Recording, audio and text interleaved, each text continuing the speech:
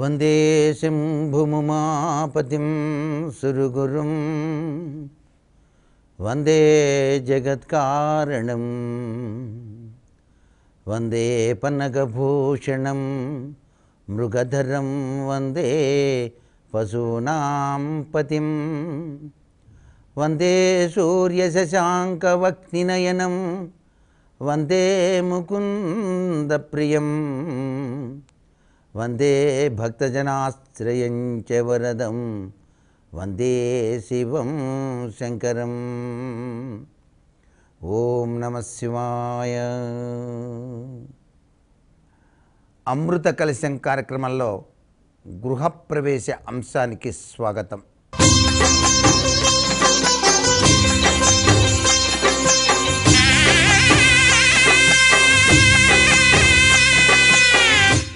శివాజ్ఞ యొక్క అనుగ్రహ కరుణా కటాక్ష వీక్షణాల వల్లనే ప్రతి ఒక్కరికి కూడా గృహం అనేటువంటిది అమరుతుంది. ప్రతి స్త్రీ కోరుకునేది తనకంటూ సొంత గృహం కావాలి అని చెప్పేసి. యజమాని శాయశక్తులా కృషి చేసి గృహాన్ని నిర్మాణం చేస్తాడు. ఈ గృహ నిర్మాణ సమయంలో పాటించేటువంటి విషయాల వెనకాల దాగిన సాంప్రదాయబద్ధమైనటువంటి విధి విధానం వెనకాల అదృష్టకరమైనటువంటి ప్రభావాలు చోటు చేసుకున్నాయి అనే విషయాన్ని మనం గుర్తుపెట్టుకుందాం. ఒక గృహప్రవేశ ముహూర్త నిర్ణయం చేసిన తర్వాత ఆ ఇంటిలోనికి ప్రవేశించే ముందు మనం ఉపయోగించేటువంటి వివిధ వస్తువుల వెనకాల తగిన పరమార్థం ఏమిటి? ఎందుచేత గడపకు తోరణాలు కట్టాలి? ఆ తోరణాలు సస్యశ్యామలవంతమైన పూర్ణకుంభ స్వాగతానికి నిదర్శనాలు. పూర్ణ కలశం అంటే సస్యశ్యామలవంతమైనది అని కదా అర్థం. అందుచేత ఆ గృహం ఎప్పుడూ కూడాను పూర్ణమిది పూర్ణమిది పూర్ణమిది అనే తత్వంలో శుభకరమైనటువంటి ప్రభావాన్ని ప్రసరింపజేయుగాక అనేటువంటి ఉద్దేశంతో సింహద్వారానికి ఎక్కువ విలువ ఇస్తారు. ఒక గృహ నిర్మాణం చేసేటప్పుడే సింహద్వారం అన్ని ద్వారాల కన్నా ఎత్తులో ఉండాలి. సింహద్వారానికి గడప కూడా మిగతా గడపల కన్నా ఎత్తుగా ఉండాలి. ఆ సింహద్వారము అంటేనే చాలా చక్కటి యోగవంతమైనటువంటి ద్వారము అని అర్థం. ఆ ద్వారానికి తప్పనిసరిగా 2 తలుపులు ఉండాలి.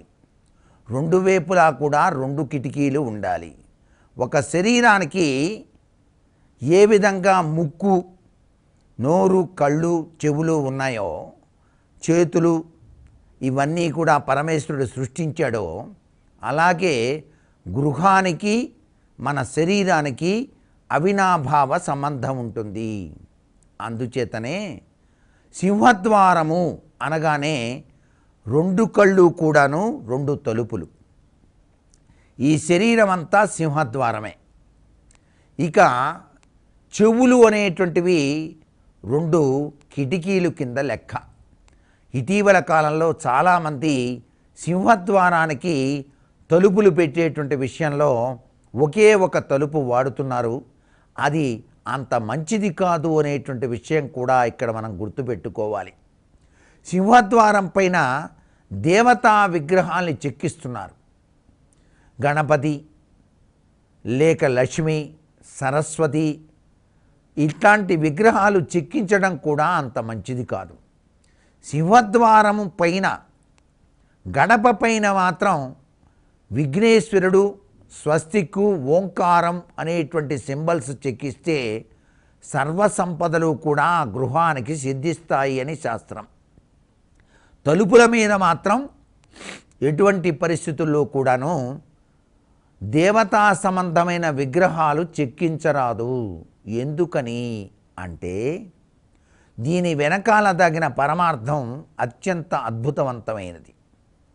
ఇంట్లోకి ప్రవేశించేటువంటి వాళ్ళు రకరకాలైనటువంటి వ్యక్తులు కూడా వస్తూ ఉంటారు. అలాగే చిన్న చిన్న విషయాల్లో మైల అనేటువంటి విశేషాంశాలు కూడా జరుగుతూ ఉంటాయి. అటువంటి వాళ్ళు కూడా తలుపులు కనుక పట్టుకున్నట్లయితే ఆ తలుపు మీద ఉన్నటువంటి దైవదత్తమైనటువంటి విగ్రహాల యొక్క ప్రభావం చాలా నష్టదాయకమైన ప్రభావాన్ని మనకు ప్రసాదిస్తుంది. అంటే అపవిత్ర తత్వం వస్తుంది. పవిత్ర తత్వం కావాలి. అందుకనే మనం ఏదైనా సరే అపశృతి జరిగినప్పుడు పుణ్యావచనము అనేటువంటి ప్రక్రియని కూడా ఆచరిస్తాం. పుణ్యావచన కార్యక్రమం అంటారు. తప్పనిసరిగా వివిధ నదీ జలాల్లో తీసుకొచ్చిన నీటిని ఒక కలశంలోకి ఆవాహన చేసి ఆ కలశపు నీటిని ఇళ్ళంతా కూడా చల్లేటువంటి విధి విధానం. అంటే భూశుద్ధి, గృహశుద్ధి అనేటువంటిది శుద్ధి చేయుట అనేటువంటి కార్యక్రమాలు నిర్వహిస్తాం. అటువంటప్పుడు మీ గృహంలో సింహద్వారానికి కనుక దైవత్వ లక్షణం కలిగినటువంటి ఆ యొక్క బొమ్మలు చెక్కించినట్లయితే చాలా కష్టం. అందుచేత మీరు ఏదైనా చెక్కించుకోవాలి అని చెప్పేసి భావిస్తే పై భాగాన ఉన్నటువంటి గడప పై భాగాన ఉన్న ఆ యొక్క గడపకు చక్కటి ఆర్ట్ను చెక్కించుకోవడంలో తప్పు లేదు అని చెప్పేసి శాస్త్రం. అలాగే గడప మహాలక్ష్మీ స్వరూపం. అందుచేత గడప మీద కాలు పెట్టి ఇంట్లోకి రాకూడదు. గడప దాటేటప్పుడు పవిత్రవంతమైన భావనా పరంపరతో లోపలికి రావాలి. అలాగే ప్రతినిత్యం కూడాను మీ గడప పైన అటు ఇటు కుడి ఎడమవైపు మీ పాలవాడు పాలు తెచ్చినప్పుడు కనుక ఒక చుక్క కనుక అటు ఇటు చల్లినట్లయితే లక్ష్మీదేవి మీ ఇంట్లోకి ప్రవేశించినట్టు లెక్క. సాక్షాత్తు లక్ష్మీదేవి కూడా గడప ఇంటిలోనికే ప్రవేశిస్తుంది. ఈ ఇంటిలో గడప ఉందా లేదా అని చెప్పేసి ఆలోచించి లోపలికి వస్తుంది. అందుకే గడప తీసివేసి సింహద్వారం నిర్మాణం చేయటం మంచిది కాదు. ఇటీవల కాలంలో నాగరికత లక్షణాలు పెరిగిపోయి గడప లేని నిర్మాణాలు ఎక్కువ జరుగుతున్నాయి. అది అనర్థదాయకము అనేటువంటి విషయం కూడా ఇక్కడ గృహప్రవేశరీత్యా ప్రతి ఒక్కరూ గుర్తుపెట్టుకోవాలి. ఇక ఇంటిలోనికి ప్రవేశించిన తదుపరి ఇంటిని మనం పరిశుద్ధం చేసేటప్పుడు వాడేటువంటి గుమ్మడికాయ కూష్మాండము అని చెప్పేసి అంటాం. ఈ కూష్మాండాన్ని గృహప్రవేశ సమయంలోనే తప్పనిసరిగా ఇంటి యొక్క సింహద్వారం బయట కొక్కికి ఉట్టిలో పెట్టేటువంటి సాంప్రదాయం ఉంది. ఎందుచేత కూష్మాండం పెడుతున్నారు ఇక్కడ? గుమ్మడికాయ అంటే బూడిద గుమ్మడికాయ అని అర్థం. ఈ బూడిద గుమ్మడికాయను పెట్టడం వెనకాల దాగిన పరమార్థం విశ్వవ్యాపి కారకమైనటువంటి శ్రీమన్నారాయణ యొక్క తత్వం అక్కడ విరాజిలింప చేయటమే. ఇది ఆది మధ్యాంతర్వర్తి నారాయణ యొక్క అండదండలు కలిగిన గృహము అని చెప్పటం. అందుచేతనే గుమ్మడికాయ గనక తగిలించినట్లయితే నరఘోష, నరదృష్టి అనేటువంటివి రానే రావు. గృహప్రవేశంలోనే ఈ గుమ్మడికాయను ఉంచి పసుపు రాసి కూష్మాండ దేవతను ఆహ్వానించి పూజ చేసి ఆ గుమ్మడికాయను ఇంటి యజమాని గుమ్మం బయట చక్కగా పైభాగాన కొక్కికి ఉట్టిలో పెట్టి ఉంచేటువంటి సాంప్రదాయం ఉన్నది. దీని వెనకాల అంతరార్థం అది. అంతేకాకుండా కుటుంబం అభివృద్ధికరమైనటువంటి ప్రభావంతో విరాజిల్లటానికి గుమ్మడికాయ సాక్షిభూతం అవుతుంది. అంటే సంతానం, వివాహాలు ఇవన్నీ కూడా శుభప్రదంగా జరగటానికి మనం ఈ కూష్మాండానికి అత్యధిక ప్రాధాన్యత ఇస్తాం. అందుకే పితృదేవతల యొక్క ఆశీస్సులు కూడా ఉంటాయి అని కూడా శాస్త్రం. పితృదేవతలను గుర్తుగా సంక్రాంతి పర్వదిన సందర్భంలో కూష్మాండ దానం బ్రాహ్మణోత్తముడికి దానం చేసేటువంటి సాంప్రదాయం వెనకాల దాగిన పరమార్థం కూడా ఇదే. అలాగే నవధాన్యములు అనేటువంటివి ముఖ్య పాత్ర వహిస్తున్నాయి. మనం గృహం కట్టేటప్పుడు కూడా నవధాన్యాలు చల్లి భూమిపైన మొలకెత్తిన పిదప ఆ నవధాన్యాల్ని గోమాతకు తినిపించటం, నవగ్రహాల యొక్క కరుణాకటాక్ష వీక్షణాలు మనపై ప్రసరింపజేయటానికి.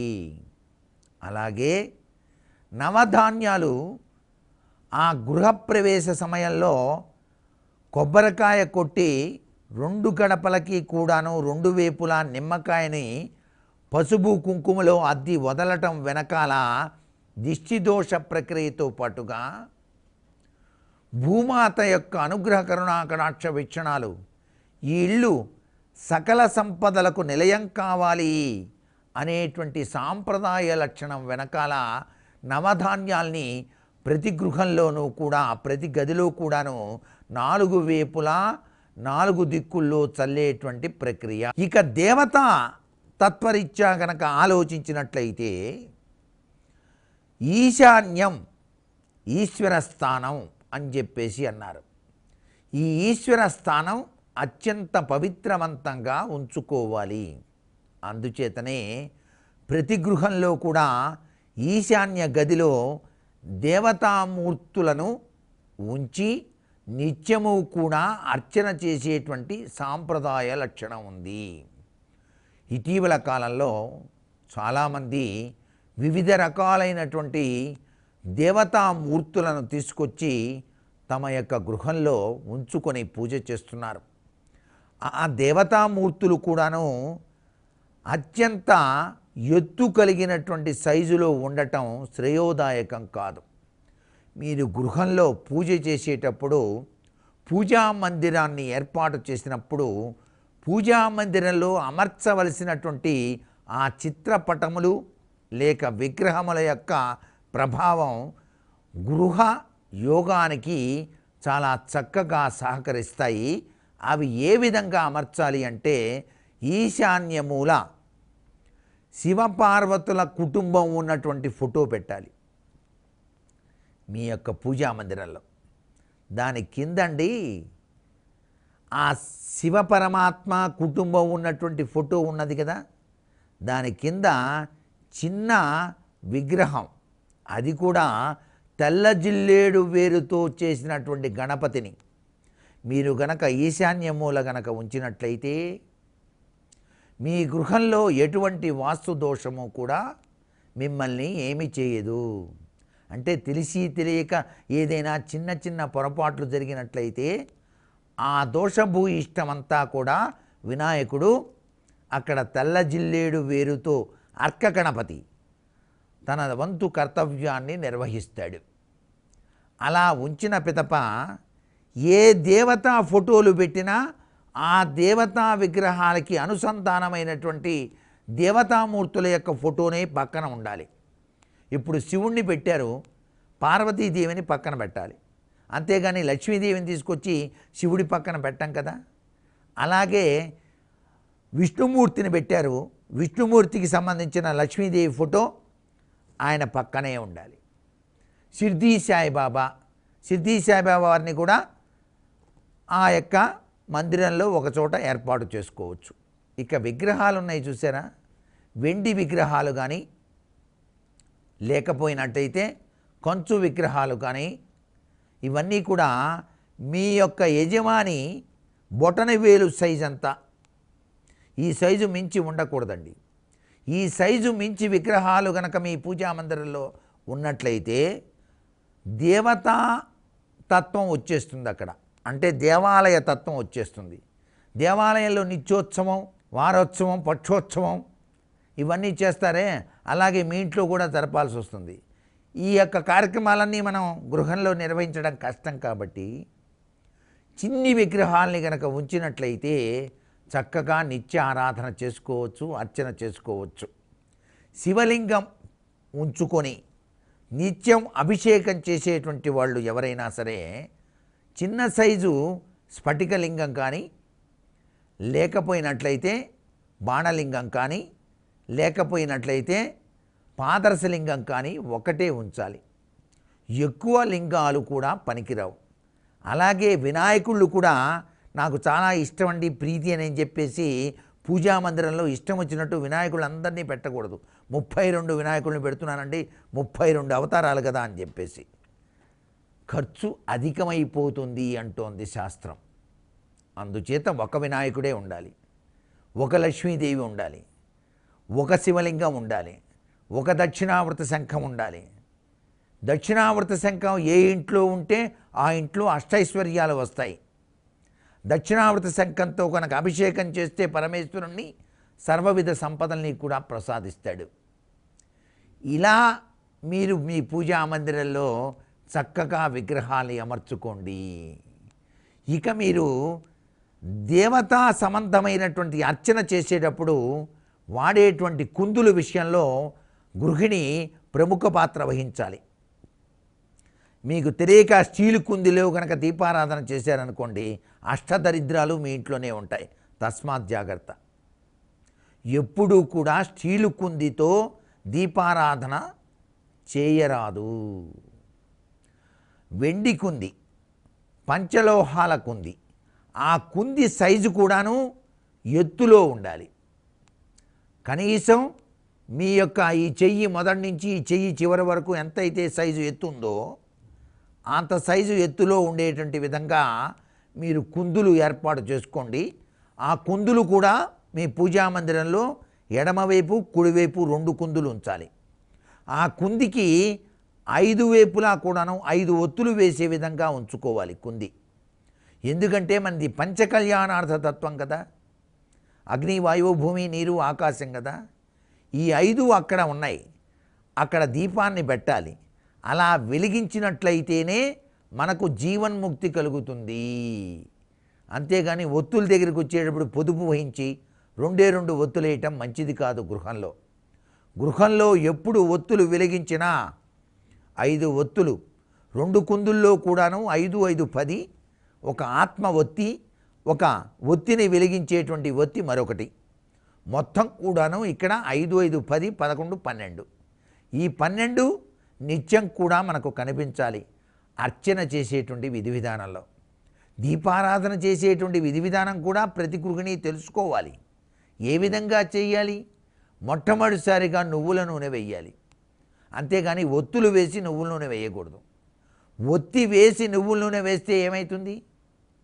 శరీరం వచ్చిన తర్వాత ఆత్మ వచ్చినట్టు అవుతుంది. అందుచేత ఆత్మానుగత శక్తిని ప్రస్తుతం ప్రతిష్ఠించుకోవటానికి వీలుగా ఒక చిన్న కుందీలో నువ్వుల నూనె వేసి ఒక ఒత్తి వేయాలి.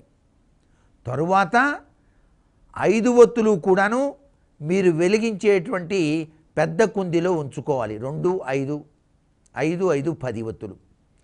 ఏకహారతి అని ఉంటుంది కదా, ఆ ఏకహారతిలో ఒక ఒత్తిని ఉంచి మొట్టమొదటిసారిగా ఈ ఆత్మానుగత శక్తికి నిదర్శనమైనటువంటి ఆత్మశక్తికి నిదర్శనమైన పరమాత్మ స్వరూపం, ఆ పరమాత్మను అగ్గిపుల్లతో వెలిగించాలి ఈ యొక్క ఒత్తిని. అంతేగాని డైరెక్ట్గా మీరు 5 ఒత్తులు కూడా వెలిగించకూడదు అగ్గిపుల్లతో. అది చాలా పొరపాటు అనే విషయం గుర్తుపెట్టుకోండి.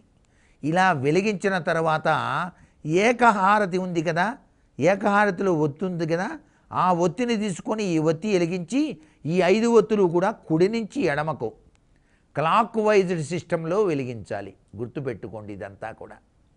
అంతేకాదండోయ్, దీపారాధన చేసేటప్పుడే మీరు ఆ దీపారాధన కుంది ఉంది చూసారా, కుంది కింద పళ్ళెం ఉంచాలి. ఒట్టిగా కుంది నేలపైన పెడితే అనర్థం వస్తుంది. ఆ పళ్ళెం పెట్టేటప్పుడు కూడా స్వస్తిక్ గుర్తు వేయండి చక్కగా 2 వైపులా కూడా. స్వస్తిక్ గుర్తు అనేది అద్భుతవంతమైన అభివృద్ధికి నిదర్శనం.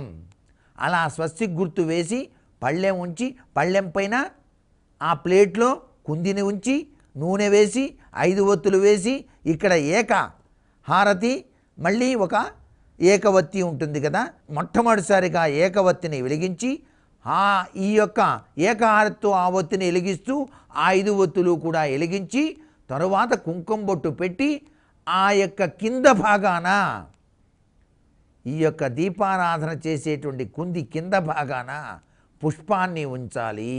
నమస్కృతాంజలి గడించి మరలా నూనె పోయాలి. ఇది ఆత్మ, ఇది పరమాత్మ, పరంజ్యోతి పరమాత్మ.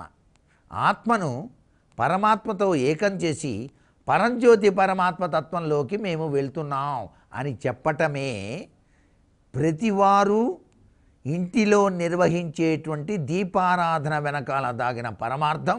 ఇది ఎవరైతే తెలుసుకొని నిర్వహిస్తారో ప్రతినిత్యం ఇంట్లో, వారికి అష్టైశ్వర్యాలు, ఆయుష్, ఆరోగ్యాన్ని ప్రసాదిస్తాడు పరమేశ్వరుడు అని చెప్పేసి శాస్త్రసమ్మతమైన విశేషాంశం.